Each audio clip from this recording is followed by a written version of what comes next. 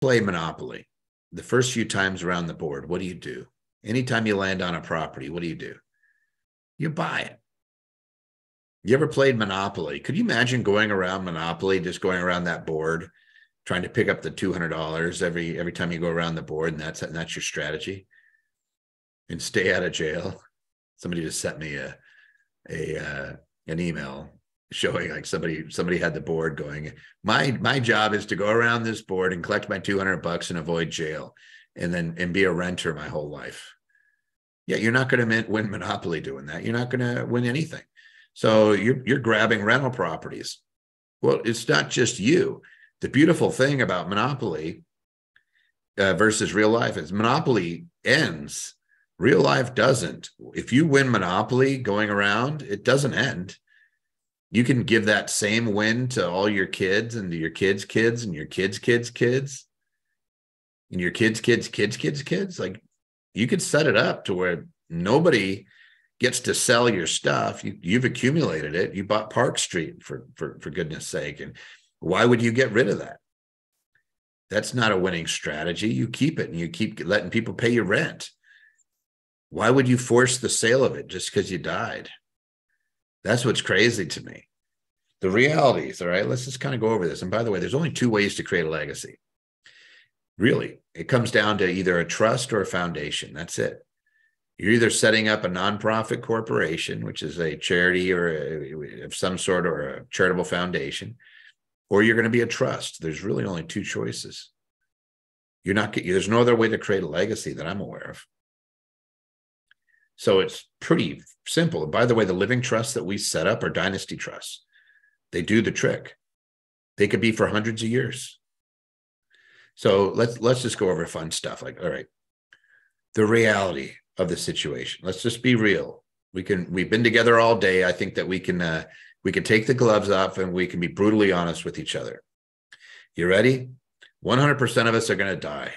And we can't take anything with us. We're going to die, and this doesn't happen. We don't get the hearse with the U-Haul. We're not taking it with us. Flat out and simple, 100% of us. We just have to deal with that. Yes, we're going to die. Let's make sure that we don't leave a mess. We don't make life hard for everybody else.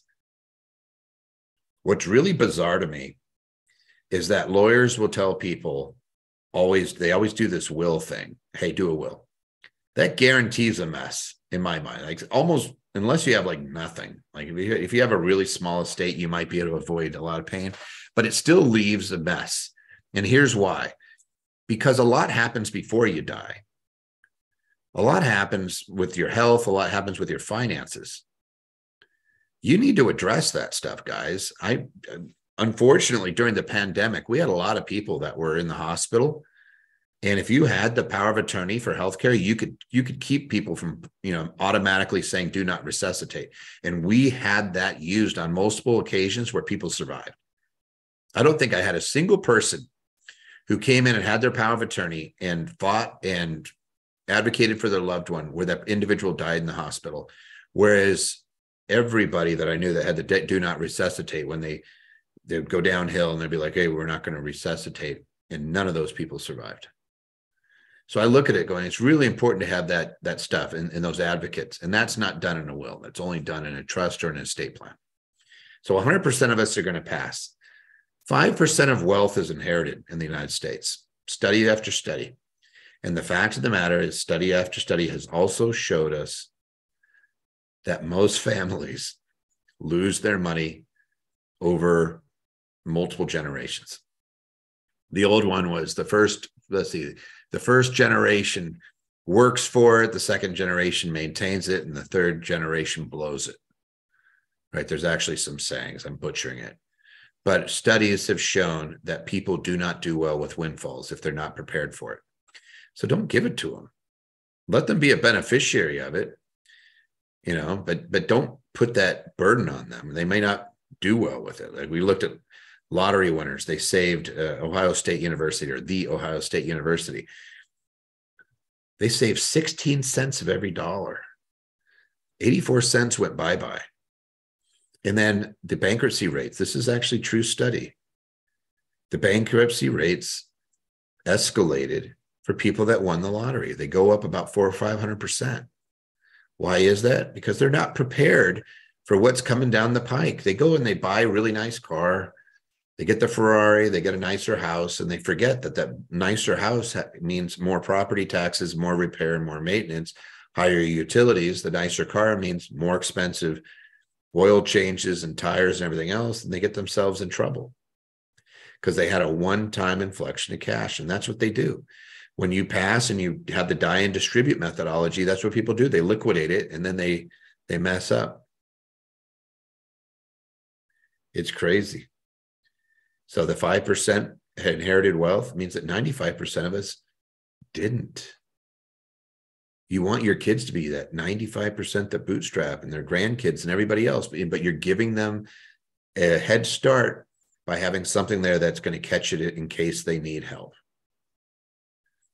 So I would say that money causes more harm than good for ill-prepared recipients. And unfortunately, we've had folks who had children that had alcohol and drug issues that as soon as mom and dad passed away, they inherited and they were dead within weeks. And it's a horrible situation. And you're looking at it going, they got access to the money. And you knew it was going to happen. And mom and dad were wonderful. But they oh no, my child's good, he's good, or they don't do that anymore, or whatever else. I like saying, hey, anybody here, you can create a plan that's going to go hundreds of years. It doesn't require that much money. Even if you're not a rich person, you could create a situation where over time your wealth is going to do this. You get compounders. I think it's compounders are real estate and stocks with dividends. I love those two. This is Warren Buffett. He loves great companies. Real estate is cash flow real estate. So your friend, Mr. Kiyosaki, Robert Kiyosaki, and Rich Dad, Poor Dad, and all that. Anybody can create this. You know what I'm saying? Is even if you're not somebody who's got hundreds of thousands of dollars, all you have to do is create a plan and then ensure this. We all have this. We have a body, right? Insure your life. And then make the trust your beneficiary. And you say in the trust, we're only going to distribute for health, education, maintenance, and support, right? Or we're only going to pay for school, or we're going to pay for traveling outside the United States. So you're not so you get a little bit of culture and, behind you. My wife's from Colombia, and it's hard to be unthankful when you go to countries where you have, everybody's crammed into a small apartment and they don't have hot water, right? You're looking at it going, boy, I feel silly. I'm mad if I don't have 3 bedrooms. They're like, or 3 bedroom, 2 bath. And they're looking at it going like, hey, we have 5, 6 people sharing one bathroom. It doesn't have hot water. It's like, but we don't know any better. It's great. But it's hard to, when you travel around the world, it's hard to be unthankful. And maybe that's what you give to your kids and your grandkids and your great grandkids is you say, hey, I'm going to create a trust. And what it's for is to catch them if they need education. And maybe if they have health issues. I don't want them to be homeless, but maybe your trust is all about sending them around the world. But I will send you out of the United States. You got to go to a different country every year for 5 days or 10 days or whatever it is. You get to make up the rules, but you could do that. Absolutely. You can just get term insurance until you get your wealth. I always say fake it till you make it, right? You could still create a great legacy. And here's the thing. Your legacy is yours. You get to decide. And I have a little bit of a pet peeve, all right? I'll be real straight with you guys. I hear lawyers tell people you don't have a big enough estate, or you don't, it's too early for this type of planning and stuff like that. And I'm like, man, that would be like you hired ADT or what are these companies to put an alarm system in your house. And they walked into your house and they looked around and they said, your house it's not ready. You don't need a burglar alarm. You don't have anything of value to protect. Like I would say that'd be pretty offensive. And I look at the same thing and I'd be like, if somebody's telling me why create a legacy? You don't have anything. I'd be like, you're a turd. I'm going to get some insurance and but I'm going to write it out and then I'm going to work it out. But even more importantly, during your lifetime, you have a lot of stuff that could happen. During your lifetime, you don't just have medical stuff, but you have financial. My dad had Alzheimer's for 7 years before he died. Thank God we had power of attorneys in place before he got sick. Because my mom and myself, we had to make decisions over those years. My mom, really, she had to deal with it. And you're sitting here and you're having these issues. We actually had to litigate over an insurance policy. It's really tough to do if you don't have the right to represent the other party. And I was a court-appointed guardian. I've been in there. I've worked for a guardianship firm, so I know what I'm talking about. The files are this long. You have to go to court every year when you get appointed by a court to be somebody's guardian. You got to do an accounting every year. It's a pain, and you got lawyers involved, which means it's a pain and it's expensive. Keep away from the lawyers. This is like lawyer be gone. Now it's all personal. You don't have to go to probate, end of life. You get, you have the power, the living will, where you get to decide end of life decisions, and you empower someone to advocate on your behalf. Real life story. I was a court-appointed guardian for a lady that we did not know how old she was in Seattle, Washington, and I represented her for 11 years. And she said, because she didn't have a lot of money, she said, Toby, I'm going to say it in a much nicer way than she said, but don't let them kill me. Because she was convinced that they would try to just do away with her. She's not worth anything, right? She was a feisty one too. On 3 different occasions, the hospital and the doctors were advocating for discontinuing life-saving measures. The first time was 3 years into my representation. It was 3 different occasions, and she died of natural causes 11 years later. You guys can figure out what occurred. In every single case, I said, I don't have that right. I cannot authorize terminating life. And in all 3 cases, she recovered. And I'm not saying anything bad. Doctors do the very best they can, and families do the best they can. For me, I may not want extraordinary measures taken to preserve my life. I may say, hey, let me go, but it's my choice. It was her choice to say, I don't want them to terminate my life. You may be the opposite, but it's your choice, and you get to select who's your advocate. And I would say do that when you're healthy. That's when you do these things. And then there's when I pass. After I pass, do I just distribute it? Like a will is just a distribution instrument. Here's what happens to my stuff when I die. I may not want to distribute my stuff when I die. I may want to say, keep my stuff together and let it benefit future generations. Let it benefit my descendants. Or I remember, forget who it was, Roger, somebody said they like dogs. Let it benefit charities that care for dogs. Or better yet, I set up my own charity. I've done testamentary foundations before that sprang into existence when the client died. And then a portion of their estate dumped into there. It's all in our living trust, guys. That's everything I'm talking about is in that one set of documents. So we have all these things that cover up. And what happens if you don't? If I just do this little guy, well, I'll tell you what happens. You have stuff like this happen. Anna Nicole Smith, billionaire. She married a guy who was 90 years old, and she was 23 and a playmate. I don't think his ex-wife or his widow or his deceased wife, he was a widower. So his deceased spouse would have appreciated that he tried to give everything that instead of to the kids was going to give it to the playmate. But let's be fair, it happens on both ways, right? But you don't want to leave that. If I put an estate plan together, I could still care for my spouse, but I can also make sure that I don't disinherit my kids. All right. Isn't this fun? I find this stuff fascinating. So Clint did a very good job going over the offer today at $29.97. It's still available till midnight. There's the link if you don't have it. For those of you guys who are going to be our clients or are our clients, there's always a bunch of clients on. We love you guys. And we're so thankful that you choose to work with us. We have so much fun doing these events.